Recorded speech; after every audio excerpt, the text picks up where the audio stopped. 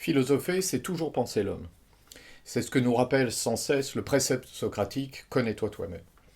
Et le film de John Borman, réalisé en 1985, intitulé La forêt d'émeraude, est à cet égard tout à fait remarquable, puisqu'il nous propose une très belle représentation de deux conceptions antagonistes de la nature, et puisque bien penser l'homme, c'est penser son inscription dans le monde, c'est-à-dire au fond toujours la relation qu'il entretient avec la nature.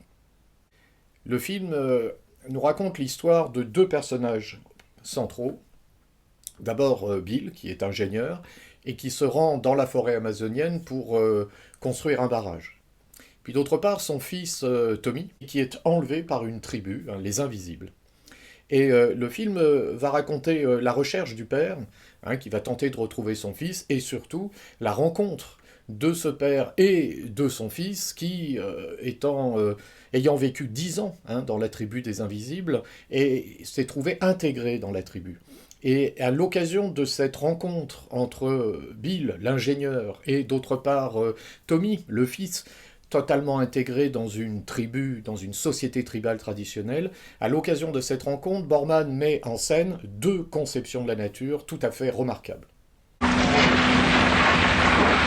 D'abord, on va raser 10 km² et ensuite tout mettre à niveau. C'est pas demain la veille que votre mari va commencer à couler son béton. Borman met d'abord en scène la nature telle que l'aperçoit le technicien. Cette nature, c'est celle que l'on domine hein, par le moyen d'une science appliquée.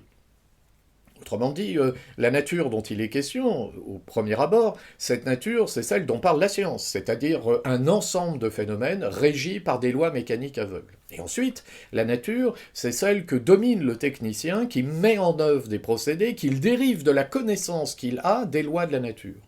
Un barrage, c'est bien ça.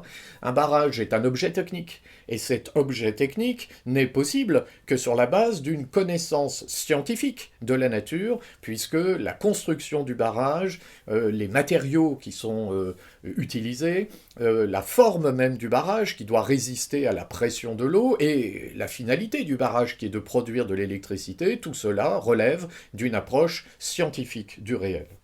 Bon.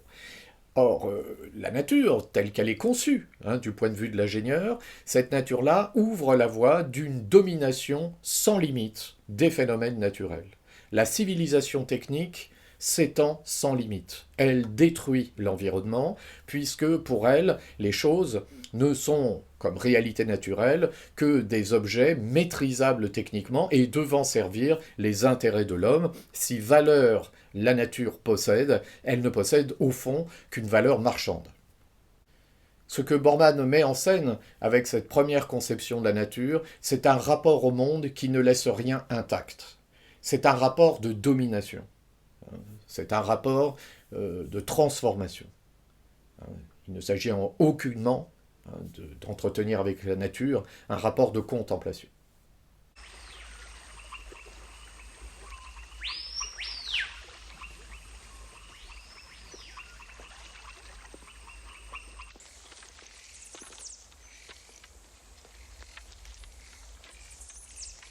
Avec la tribu des Invisibles, dans laquelle le jeune Tommy a vécu, hein, jusqu'à ce que son père le retrouve, avec la tribu des Invisibles, nous avons affaire à une toute autre conception de la nature. Du point de vue des membres de la tribu, la nature est une totalité close, au centre de laquelle se trouve la tribu. Hein, le village lui-même est au centre de la forêt. Et la forêt est une réalité close. Et à l'intérieur de cette réalité, chaque élément trouve sa place. Les êtres humains, les membres de la tribu d'abord, mais également les plantes et les animaux. Une scène de chasse est éloquente lorsque la tribu nous est présentée.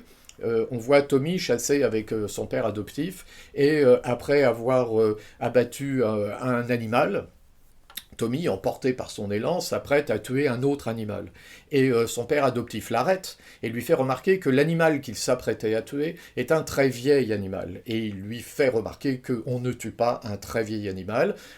C'est frappant quand même, parce que on voit bien ici un rapport à la nature qui n'est pas du tout un rapport de type darwinien.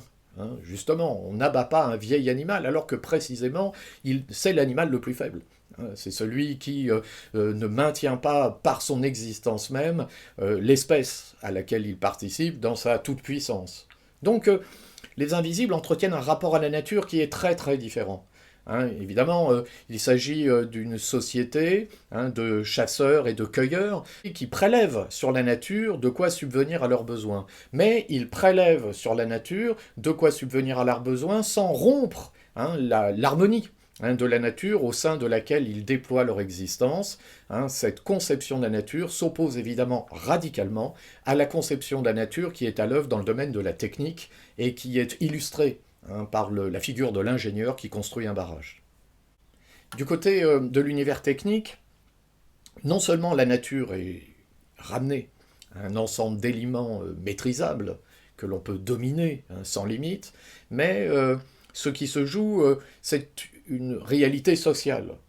On voit que la destruction de la nature, que le film met en scène, que le film nous donne à contempler, on voit que cette destruction de la nature par le monde de la technique provoque de profonds bouleversements sur le plan social.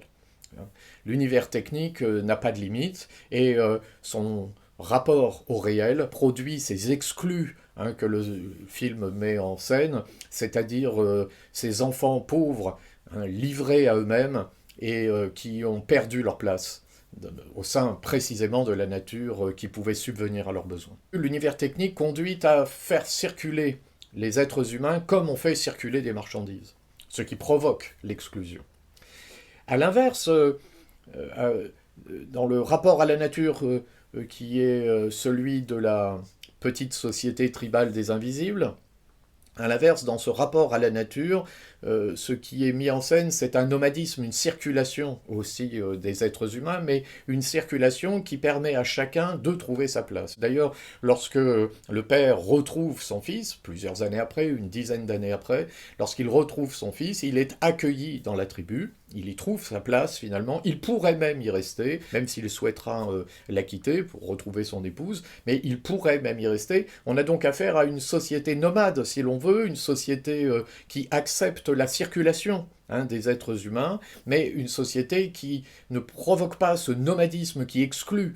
Il s'agit au contraire d'un nomadisme qui intègre. La destruction de la forêt par l'univers technique réduit l'espace de la société des invisibles. Leur monde clos est de plus en plus restreint. Et par conséquent, cette destruction de l'environnement va engager une destruction de la société des invisibles elle-même. Elle va d'ailleurs, par la réduction de l'espace disponible au cœur de la forêt, rencontrer une autre tribu, la tribu des féroces, ce qui va provoquer de terribles conflits. Et donc on voit là aussi que l'univers technique qui sépare l'homme d'avec la nature, telle que nous l'apercevons immédiatement dans notre expérience, cette nature qui est belle, harmonieuse, la séparation d'avec cette nature engage une séparation de l'homme d'avec lui-même. Il y a là, dans cette vision du rapport de l'homme à la nature, quelque chose qui fait penser à la philosophie de Rousseau telle qu'elle nous est proposée dans le discours sur l'origine et les fondements de l'inégalité parmi les hommes. Rousseau montre bien dans ce magnifique ouvrage que la séparation de l'homme d'avec la nature, une séparation qui naît du besoin non satisfait, va engager une séparation de l'homme d'avec lui-même, parce que placé sous le regard de l'autre, d'abord les passions vont émerger, et avec les passions, la division de la société, puis la division des sociétés elles-mêmes, en corps politiques qui vont se faire la guerre. Donc, le film, de ce point de vue-là, est très rousseauiste. Le changement de rapport à la nature, ce passage de la nature telle qu'elle est perçue par les invisibles à la nature telle qu'on l'aperçoit dans l'univers de la technique, dans la civilisation industrielle, ce passage apparaît comme une chute dans le mal. Nous avons affaire à deux représentations de la nature antagonistes. La nature telle qu'elle est perçue par le technicien, qui n'est qu'un monde de choses que l'on domine techniquement, et la nature telle qu'elle est vécue du point de vue de la tribu des invisibles, qui est une nature qui est conforme à ce que l'on perçoit dans notre expérience immédiate, c'est-à-dire une nature harmonieuse, une nature à l'intérieur de laquelle chaque être trouve sa place. Y a-t-il un lien possible entre les deux? Peut-on envisager un pont entre les deux? On devrait pouvoir. Et un personnage, peut-être, pourrait représenter ça, c'est le personnage du journaliste. Ce journaliste qui accompagne le père qui est à la recherche de son enfant et qui, par son métier même, est censé représenter ce qui établit un lien entre des personnes appartenant à des mondes différents. Regarde.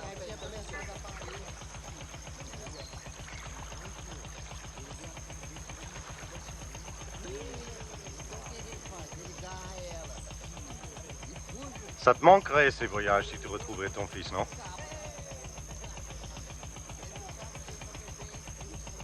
Écoute, Uwe, si j'ai bien voulu que tu viennes, c'est parce que j'ai une dette envers ton journal. Dans le film de Borman, le journaliste est un personnage tout à fait détestable. En fait, il représente celui qui ne comprend rien. Il ne peut pas créer de pont entre l'univers de la technique, avec ce que cet univers implique sur le plan social et politique. Il ne peut pas créer de pont entre cet univers et l'univers de la société tribale traditionnelle parce qu'il appartient au premier monde et qu'il ne peut pas s'en détacher. Il reste totalement aveugle à ce qui se joue dans le monde de la vie tel que la forêt le permet.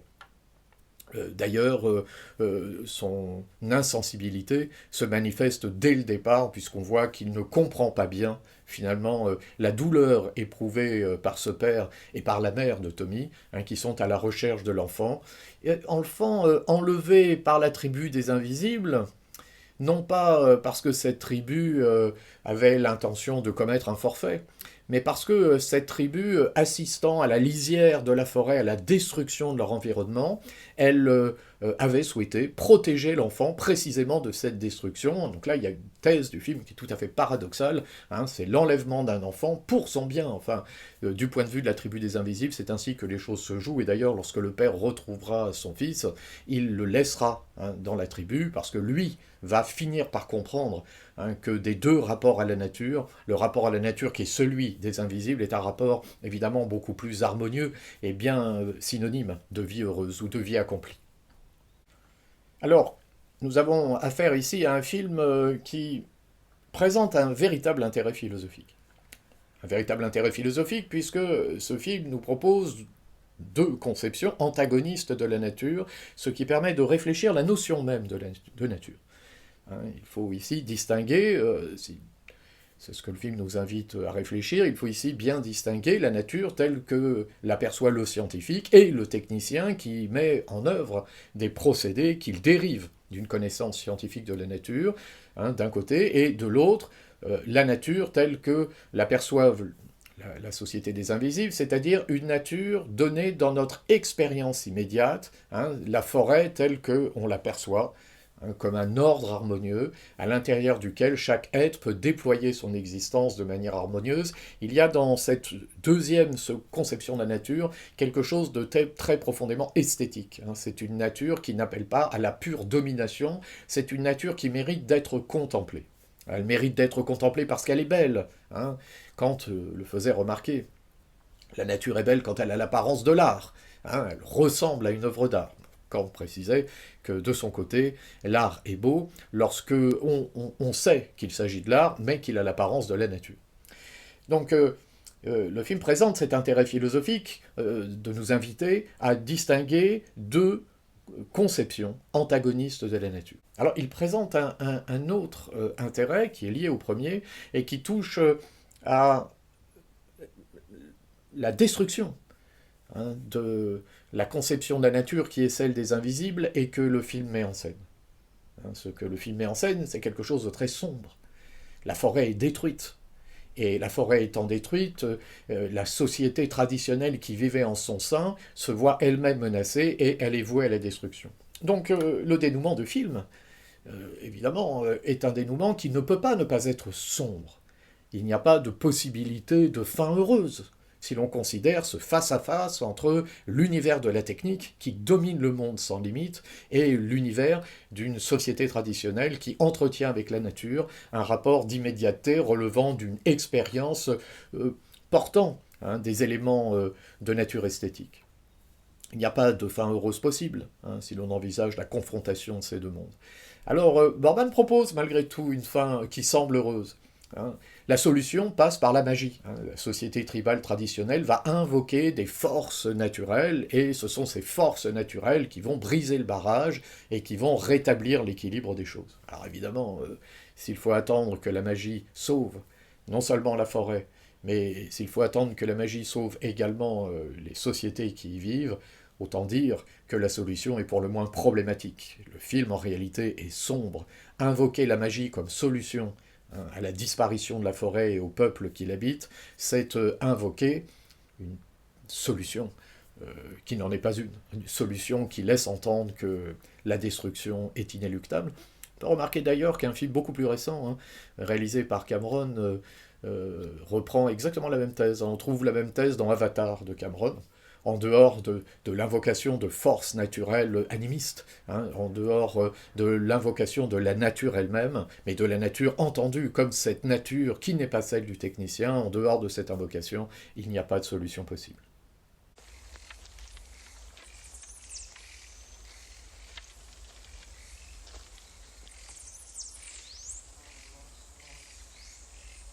E guase isha tai.